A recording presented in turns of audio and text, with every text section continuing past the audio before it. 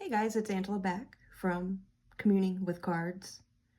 I got a new deck in today. I'm not going to do a walkthrough of it because there are plenty online already, on YouTube already, but it's The Tarot of Tales by Melinda Lee Holm.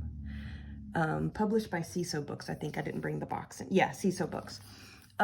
Mass market, fun little fairy tale kind of deck. But I wanted to come on and share a reading the first reading that I did with this deck outside of the deck interview, because I am charmed beyond belief.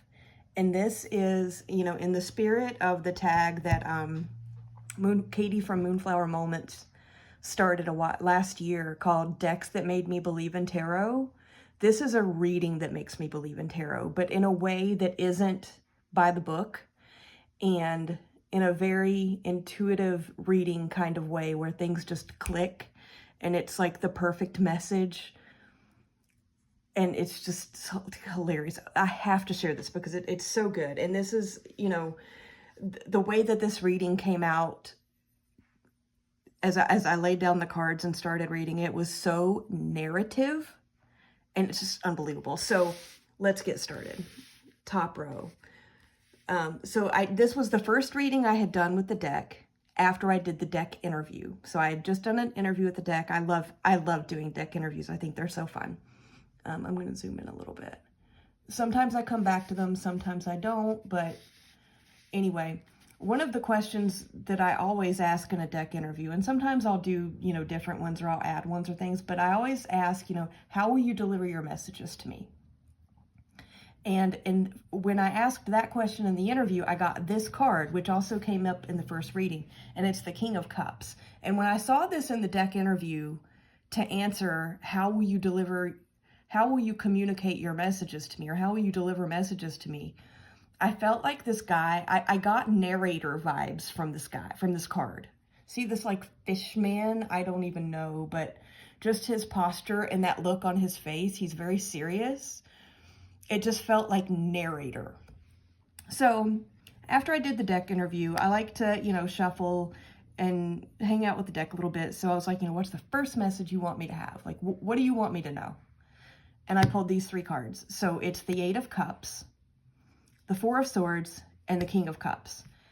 Right away, it caught my attention that the King of Cups came up, because that was how will you deliver your messages to me from my deck interview.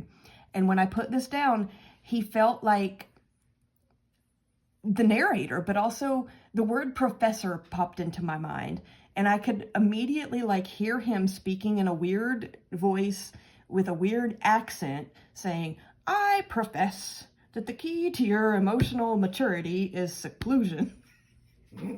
He sounded much better in my mind, but it was just hilarious. It was so funny, and it was instantaneous. One thing I do want to point out, because as I pointed to this card, I said something about emotional maturity, which does make sense for the Eight of Cups, but just in general, this deck does not read like a normal deck. I have flipped through the guidebook a little bit. Some of it is very interesting.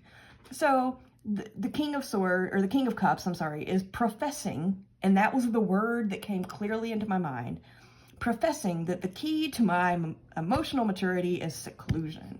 And I was like, that's great, Mr. Fish, but how do I apply that to my daily life? I need to know how to practically use this fact that I already knew, and you're professing to me now. So I pulled three more cards. Let me move those up into frame. And I could hear his voice and his weird accent again, saying, when interactions get intense, find the nearest escape route and retreat to your bubble. What in the world? And again, it was instantaneous, and I could hear it in his voice, in his weird little accent that I can't even copy, and it was hilarious. And none of interactions get intense with the Three of Swords. That's typically a card of heartbreak, right? But in this, it just looks like these guys are fighting and arguing, these little animals. There's an ostrich, a goose, I think, and an owl. And you see that? So it was when interactions get intense, find the nearest escape route. This is the Seven of Wands. I have no idea what's up with that. But this guy, I mean, this camel is like jumping through some magical portal and moving from the desert into a jungle. And then, so it was, when interactions get intense, find the nearest escape route and retreat to your bubble. The bubble does make sense for Four of Cups. And this little lizard creature, who is an absolute doll, is like floating around in a bubble. Seriously?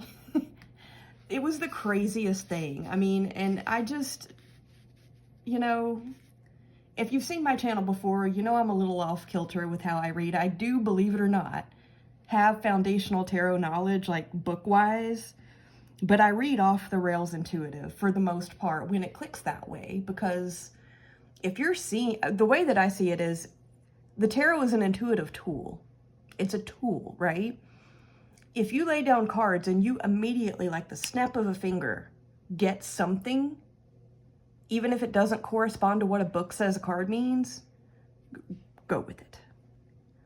Go with it, right? But anyway, I just thought this was amazing. And so this is a quasi VR to Moonflower Moments tag, you know, decks that made me believe in tarot. I haven't worked with this one enough. I literally just got it today, and this was the first reading I've done with it. So I don't know if it's a deck that's going to make me believe in tarot, but it's definitely a reading that makes me believe in tarot. And this guy is a lot.